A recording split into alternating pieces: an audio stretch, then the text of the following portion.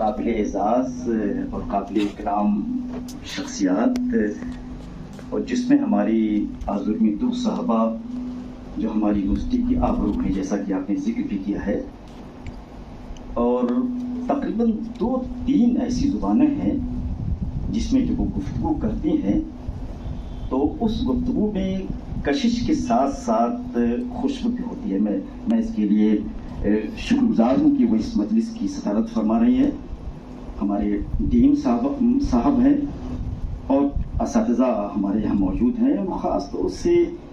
قاضی جمال صاحب موجود ہیں، اور جن کا ایک مضمون بات ہے، میں نے کئی مضامین ان کے پڑھے ہیں، لیکن ذوق پر ایک جو ان کا مضمون ہے، میں سمجھتا ہوں کہ اردو ادب میں اسے اگر میں تنہا نہ کہوں تو اتنا تو ضرور کہوں گا کہ ذوق پر جو چیزیں لکھی گئی ہیں اسے اس مضمون کو کبھی بھی نظر انداز نہیں کیا جا سکتا ہے۔ اور ایک بات اور کہنا چاہوں گا، ہمارے عزیز دوست رفیق کار عرفات ظفر صاحب نے یہ بات کہی، میرا تعارف پیش کیا، اور تعارف میں یہ بات انہوں نے فرمائی، میرے چھوٹے ہیں لیکن فرمانے کا لفظ استعمال کروں گا، کہ ہمارا ایک مضمون نہیں ہوتا کہ کتاب ہو جاتی ہے۔ میں اس کی کسی طریقے کی صراحت نہیں کروں گا، نہ اس کی توضیح کروں گا، لیکن صرف اتنی بات ضرور کہنا چاہتا ہوں کہ قرآن کا بار بار ذکر آیا ہے، اور اس میں ایک نہیں کئی جگہوں پر ذکر آیا ہے، اس میں سے ایک مستغفرین بالاسحار آیا ہے۔ تو یقین جانیے کہ یہ نقطہ قرآن کا میرے سامنے ہے، اور شاید ہی کبھی میں نے 4 کے بعد میں اٹھا ہوں، شاید مجھے یہ اندازہ نہیں ہے۔ تو میں ایک بات یہ کہنا چاہتا ہوں، اور دوسری ایک بات کہنا چاہتا ہوں جس کی طرف ہمارے ڈاکٹر صاحب نے اشارہ، راحت ابرار صاحب نے کیا ہے، جو راحت بھی ہیں، باعث ابرار بھی ہیں، میں اس کے لیے شکر گزار ہوں کہ یہاں پر موجود ہیں۔ ذاکر صاحب کا ایک پروگرام آ رہا تھا جس میں ایک سوال بھی یہ تھا کہ ذاکر صاحب پر سب سے زیادہ کام کس نے کیا ہے، تو شاید آپ نے یہ اشارہ کیا ہے۔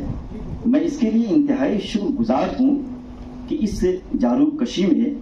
اور لکھتے لکھتے یہ اعزاز بلکہ قابل التفات مجھے سمجھا گیا۔ میرے لیے اس پر ناز ہے، جس کو تحریسی نعمت میں سمجھتا ہوں، قطعاً کسی افتخار کا یا اظہار کا یہ میں سمجھتا ہوں، لیکن تحریسی نعمت کے طور پہ اس کا میں ضرور ذکر کروں گا۔ اور ایک بات اور کہنا چاہتا ہوں ہمارے صلاح الدین بھائی کا، سب سے پہلے یہ کہ جو اس کے ناقدین ہیں اور جس طریقے سے میری تحریر کا تنقیدی مطالعہ کیا گیا ہے، بلکہ میں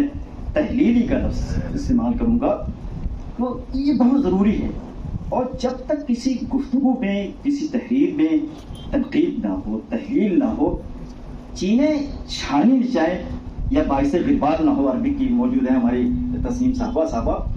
تو جب یہ سب چیزیں نہ ہوں تو یہ ستائش نامہ ہوتا ہے۔ اور میں ایک بہت بڑے عالم کا نام یہاں لینا چاہوں گا، رضی اسلام ندوی صاحب کا۔ انہوں نے ایک جگہ یہ لکھا کہ ابو سفیان اصلاحی جب کوئی کتاب دیتا ہے تو کتاب دینے کے ساتھ ساتھ تو یہ بھی کہتا ہے کہ اس میں مداحنت نہ کی جائے، اس میں کسی طریقے کی ستائش نہ کی جائے، اس میں اگر کوئی چیز قابل التفات ہے اس کا ذکر کیا جائے، اور کوئی چیز قابل انتقاد ہے، تنقید کے لائق ہے، تو بغیر کسی اس کے تنقید کی جائے، لیکن تنقید میں سلیقہ انتہائی ضروری ہے، علی گڑھ ہو، سلیقہ نہ ہو، اور تنقید کے جو آداب ہوں، رموز ہوں، جو قواعد ہوں، وہ ہمارے سامنے نہ ہوں، تو میں سمجھتا ہوں کہ سر سید کی جو تنقید ہے اس کو ہم باعث اتفاق تصور نہیں کریں گے۔ اور تو یہ ساری چیزیں ہیں، تو میں زیادہ ٹائم نہیں لوں گا۔ میں انتہائی شکر گزار ہوں خاص طور سے ان لوگوں کا جنہوں نے مجھے توجہ دلائی ہے۔ میں بڑی جو قابل لحاظ یا معطب انداز ہوتا ہے،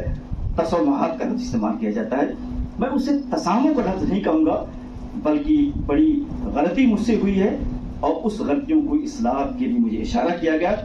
تو مجھے کچھ سمجھنے کا، کچھ کہنے کا، اور اپنی جو تحریر ہے اسے سنوارنے کا اور تنقید سے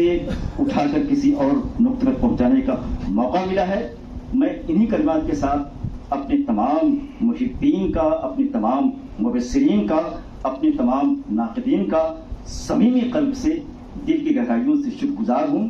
اور تمام لوگوں کا شکر گزار تو ہوں، لیکن جو میرے عزیز دوست ہیں، بلکہ عربک کے لحاظ سے جو صدیق حمیم ہے، محمد سلام اللہ ندوی صاحب کا کے لیے الفاظ میرے پاس نہیں کہ ان الفاظ جو کلمات تشکر ہوں ان کو الفاظ دے سکوں، ان کو اپنے جملوں میں، اپنے جذبات میں سمیٹ سکوں، یہ میرے پاس نہیں ہے. میرے دوست نے مجھے موقع دیا، مجھے سمجھنے کے لیے اس مجلس کو آراستہ کیا. میں اپنے دوست کا جتنا بھی شکر گزار ہوں وہ کم ہے. میں انہی کلمات کے ساتھ اور انہی کلمات تشکر کے ساتھ آپ سے اجازت چاہوں گا. آپ کا بہت بہت شکریہ.